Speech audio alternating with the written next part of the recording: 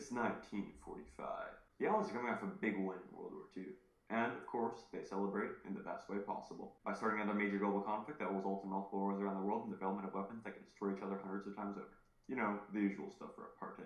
This became known as the Cold War. Unlike in World War I, the Allies pushed right into the heart of Germany. At the end of the war, Germany was divided into 4 sectors controlled by 4 countries: Great Britain, France, the United States, and the Soviet Union. It was clear the wartime Allies weren't getting back together. And of course, this led to some tension. Well, why, you may ask? Well, it was one of the first times the world's free forces had a direct border with the communist Soviet Union. The main 2 occupying powers of Germany were the United States and the Soviet Union. The United States was led by this man, Harry S. Truman. And the Soviet Union was led by this guy, international fashion icon, Joseph Stalin. And while he is a handsome devil, the West didn't like him, because he's a communist. So left him out of all their fun ally parties. Poor guy. The world after World War II looked a lot different than before the war. During World War II, the United States dropped the atomic bomb on Hiroshima and Nagasaki. It was the first time the world had seen a nuclear weapon. Stalin said, "Nukes," and started to develop his own. For long, the USSR had nuclear weapons as well. The United States reaction... Is it real? It sure was real, and they both had the capability to destroy each other many times over. This threat of nuclear destruction would be a backdrop throughout the whole Cold War. The first major conflict of the Cold War occurred in 1949. While the Western powers controlled the western part of Germany, they also controlled half of Berlin, which was well into Soviet territory. The West had a road connecting West Berlin to the outside world. The Soviets were mad at the Western powers for introducing a new currency that ended up screwing over the Soviets. So they blocked the West supply routes into Berlin by putting a blockade over the railways and the roads connecting West Germany to West Berlin. So the West said, "Hey, now we can get our food and supplies into West Berlin." We know. But now the people of West Berlin will starve and die of poverty. We know. But that's not fair.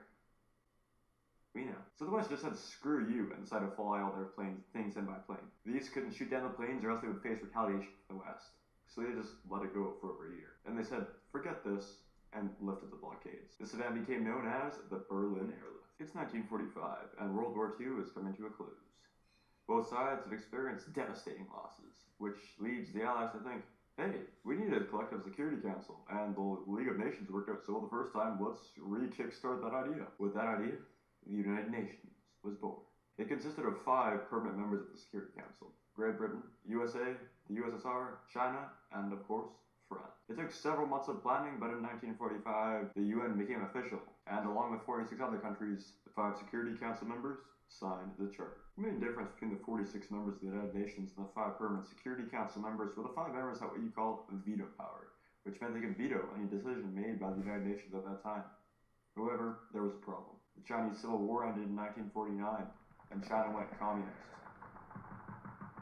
During this time, the communists also committed horrible atrocities, including mass killings and starvation, which led to the death of upwards of 45 million people. The new government established was called the PRC, or People's Republic of China. The old government fled and created a new country called the ROC, or Republic of China, otherwise known as Taiwan. The UN refused to acknowledge the new China as the real China, which ticked off the USSR because they were communist brothers in arms. So they withdrew from the UN Security Council. As they withdrew from the Security Council, they took their veto power with them. This led to the Korean War. In the small hermit kingdom of North Korea, there lived a double-chinned tyrant. No, wait, not him.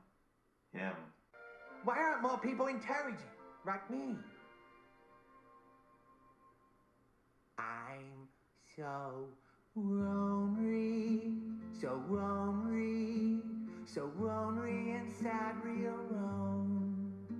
There's no one, just me only, sitting on my little throne. I work really hard and make up great plans, but nobody listens, no one understands. His name was Kim. He was in cahoots with the USSR at the time. Specifically, he looked up to Stalin, another mildly less double-chin dictator. To Kim, South Korea was looking mighty fine. He dreamed of annexing it so that their countries could finally stop being named after directions on a compass. However, to do this, he needed permission from Papa Stalin. Kim asked and asked and asked. Finally, Stalin said yes. This is because Russia finally got some nukes of their own. This is good for the DPRK, as Russia could absolutely delete anyone who opposed them. With one exception, America. If the USSR were to nuke the USA would nuke them right back. This was a policy known as MAD, or Mutually Assured Destruction. This logic led to a Mexican standoff for which it lasted for decades, as nobody really wanted to annihilate all of humanity. The USA saw what was happening in Korea. They got panicked at the idea of communism being spread in Asia. So they decided to pursue military action. This was spearheaded by MacArthur. Despite being the leader of the United Nation forces in Korea, he wasn't much of a team player. The president reminded MacArthur not to go too close to China. MacArthur shrugged this off and continued to push north towards the Chinese border. Eventually, he got so close that China entered the war. The president was not so pleased. MacArthur was then fired. You're fired. When Harry Truman was asked on why he fired Douglas MacArthur, all he had to say was, "I didn't fire him because he was a dumb SOB." Although he was.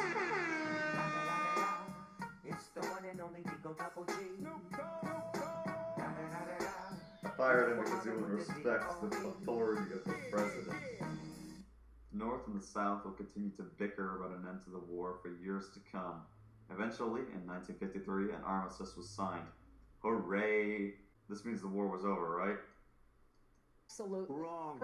An armistice means that the two sides decided to hold off for a set time. Essentially, it's like a TO in the midst of a war. No proper end to the war ever really came, and to this day, the Korean War is still technically going on. Fortunately, in April of this year, both sides vowed to end the war soon. Hello, darkness, my old friend. In 1953, Papa Stalin finally kicked the bucket. He had had a cerebral hemorrhage. This left the USSR in quite a kerfuffle. This was, in fact, a kerfuffle based around who would be the next leader of the USSR. A chubby man with a taboo corn obsession took the position, Khrushchev. Unlike his predecessor, Khrushchev did something different. He denounced Stalin's atrocities. Khrushchev announced a reform in the Soviet government. This was known as de-Stalinization. He destroyed Stalin's pure image. China, they were not a big fan of that. How dare you defy the image of the almighty Papa Stalin himself? Other places reacted too. Hungary was pretty in favor of de-Stalinization. They wanted a full-on revolt against the Soviets. The Soviets didn't like that. While everyone was distracted over by the Suez Canal, the Soviets made their move to destroy the rebels. In the United States, Dwight D. Eisenhower won the election and became the next president of the United States. One of the main differences between the United States and the Soviet Union was the Soviet Union was much more of a closed country. It was living in a shell. The United States was much more of an open society, leading to the USSR putting many spies in the USA, leading to the Red Scare. The Red Scare involved the witch hunt for Soviet spies in the USA, led by the House of Un-American Activities Committee, or HUAC. It was spearheaded by this man, Joseph McCarthy, and is famous for focusing on members of Hollywood as former members of the Communist Party. The government came up with slogans to warn the Americans of communism like, "Beware the Red Menace," and "Is your washroom beating Bolsheviks?" And of course the famous, "Better dead than..." And while the Americans did capture many Soviet spies, 2 of whom were executed, many continued their operations and intelligence, reporting back to the Soviet Union. Of course, the Soviet Union and the USA did have brushes with peace. In 1960, the two were scheduled to have a peace summit in Paris. But before it happened, on May 1st, 1960, Gary Powers and his U-2 were shot down over the USSR. They also shot down one of their own planes and killed the pilot, but let's not talk about that. The USSR was like, What is this? and the USA responded, "Oh, wait, that? Oh, it's just a weather plane for NASA. See?" The USSR said, Are you sure about that? "Oh, yes, we're sure." And Khrushchev responded, "Well, actually the pilot survived, something the USA was not aware of at the time." "Oh, shoot, yeah, sorry about that. Hey, are you still going to Paris, right?" Hell to the no, to the no, no, no, no. Hell no, no, to the no, no. Hell to the no, no. And the Cold War went on. Regarding Cuba, there was the Cuban Missile Crisis in 1962. This moment was the closest Russia and America have ever been to initiating nuclear warfare. Cuba was being used by the Soviet Union to set up nuclear missile silos close to the United States. As a result of this, President Kennedy placed a quarantine on Cuba. Russia acknowledged quarantine and announced that the ships en route to Cuba would not stop. Soviet Premier Khrushchev approached the White House with intentions of preventing nuclear war. On October 28th, it was announced that the missiles would be disassembled and removed from Cuba. So back to Berlin. The German people had figured out that the Soviets were bad news, and many started to migrate to the west, which ticked off the Soviets, of course. So they decided to build a wall. We're gonna build the wall. We have no choice. This wall separated East Berlin from West Berlin. This wall would stand as a symbol of the Soviet Iron Curtain during the Cold War. Since the 1930s, German scientists have been experimenting with rockets, which escalated into the space race, which lasted from 1957 to 1975. The Americans and the Soviets wanted in on the German space action, so they did what any desperate superpower would do. Instead of doing the research themselves, they just jacked as many German aerospace engineers as they could. The Soviets made the first major advancement. After sending Laika, the dog, into space, they shot the first man into space, Yuri Gagarin. America's pride was aching on an international level after multiple failed attempts, and they were way behind in the space race. All around me are familiar faces. Oh yeah, and JFK got assassinated too. But in 1969, they restored their ego when they landed Mike Collins, Buzz Aldrin, and Neil Armstrong on the moon. I'm going to step off the limit. That's one small step for man, one giant leap for mankind. Columbia, this is Houston and AOS, over. Houston, Columbia, and again, over. They've got the flag up now, and you can see the stars and stripes. The Vietnam War consisted of the commie North and the not-so-commie South, and the Americans. This is a proxy war that lasted 19 years. While the North was supported by the communist countries that included the USSR and China, the South was supported by anti-communist nations including the USA, South Korea, and Australia. The North Vietnamese won the war, and a total estimated of 1.353 million lives were lost. About 58,000 were American soldiers. For the first time in a long time, America had lost a war and to a bunch of rice farmers with AKs. Détente. In Cold War terms, is the action of decreasing tensions between two nations. In this case, it's the USA and the USSR. Détente occurred from 1967 to 1979, where an increase of trade and healthy relations was seen more and more between the two nations. There were even, in the process, arranging the SALT treaties, an act that would have established parity in nuclear delivery vehicles, before the Soviets stopped détente by initiating the war in Afghanistan. The Soviet-Afghan War was a proxy war. This war was an attempt by the USSR to overthrow the Afghan government and replace it with Babrak Kemal, aiming to establish a communist government. The war cost the USSR much, aside from the 75,000 Soviet troops being sent into the war and thousands of casualties over the course of the 10-year period. The Afghan War ruined détente with the USA and led President Jimmy Carter to remove the SALT II agreement from Congress. To add, Carter ordered a U.S. boycott of the 1980 Olympics. So what was Canada doing during the Cold War? Canada took on a variety of different roles in the Cold War. That included being a founding member of NATO, the UN, and NORAD, as well as peacekeeping missions in the Korean War, the Suez Crisis, and Vietnam. But aside from that, Canada didn't follow America's lead in the Cold War, nor did we join the Vietnam War. Nuclear weapons in Canada were discontinued in 1984, given to the States, and we did not tarnish our relationship with Cuba. It basically went like this. Hey, maybe don't have a Cold War with Russia and just be friends? No. Okay, here, have some nuclear weapons. Poland was yet another country that was gobbled up by the USSR. This is a trend that the USSR was very fond of. Russia wanted to consume everything within its immediate perimeter. Russia made sure to keep a grip on Poland for a long while. That wasn't until 1989. Poland finally got independence. Yugoslavia is so Slavic that it even has Slav in its name. However, that is beside the point. The leader of Yugoslavia, named Tito, led the communist country. This is not to say that Yugoslavia didn't have issues with Stalin. In 1948, Yugoslavia was kicked out by the Common Forum. This is known as the Tito-Soviet split. Alas, the sad existence of Yugoslavia came to an end in 1992 when it finally broke up. In 1948, the USSR backed up their little socialist buddies in Czechoslovakia and helped them pull a coup. This was successful, and Czechoslovakia became a communist nation. However, after a while, some Czechoslovakian folks wanted to have some more basic human rights. The USSR didn't like that very much. So little so, in fact, that they marched troops right into Prague in 1968. The Middle East also, ironically, happened to be a hot spot during the Cold War. Iran and Saudi Arabia were picking sides and having proxy wars of their own in the Middle East and in Africa. Let's get ready to rumble! These series of conflicts are even referred to as the Middle East Cold War. They use these proxy wars to struggle for more influence than each other. The conflict is still going on to this day. Few images of the Cold War are as impactful as the destruction of the Berlin Wall. This marked the end of an era.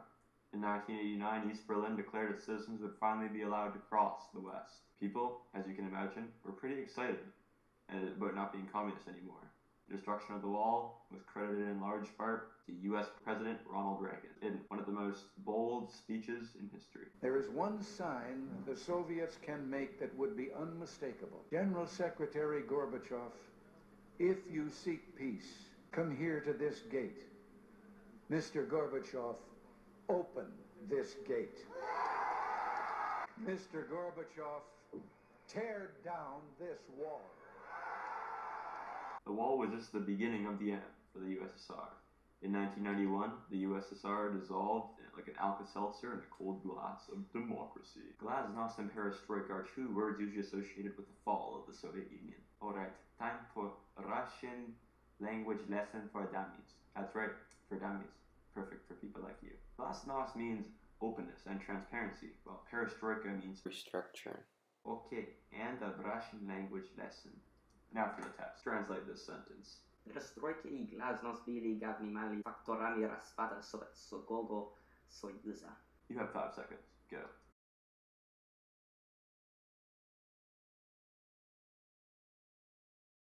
You're wrong. Unless, of course, you said perestroika and glasnost were the main factors in the downfall of the Soviet Union. In which case, you got it right. Good job. Mikhail Gorbachev, the last leader of the Soviet Union who had an unusual red splotch on his head, implemented new economic policies after acknowledging the country's poor economic circumstances. Gorbachev wanted to expand commercialization in the Soviet Union, sparking the use of the word perestroika. This was a very capitalist idea in the communist Soviet Union, which brought about a bit of an odd time. At one point leading to American soda manufacturer Pepsi being the world's 6th largest military power. Gorbachev's other revolutionary ideas included the allowance of personal businesses, something not done since Lenin's new economic policy. It was called the Law of Cooperatives, and it was enacted in 1988. Gorbachev also allowed people from other countries to invest in Soviet business. This didn't have much of an effect on the crumbling Soviet economy, but it did create some economic freedom for the people of the USSR, and brought an end to the Soviet Union. And so it was. In 1991, Stalin saw from heaven the Soviet Union being dissolved. Another one bites the dust. Another one bites the dust. And another one gone, and another one gone. Another one bites the dust. Yeah. Hey, gonna get you too. Another one bites the dust. And he wept.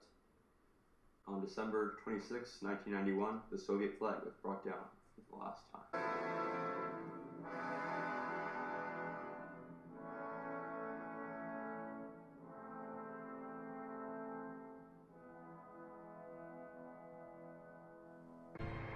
Oh no, why? Why would you do that? Too soon! No!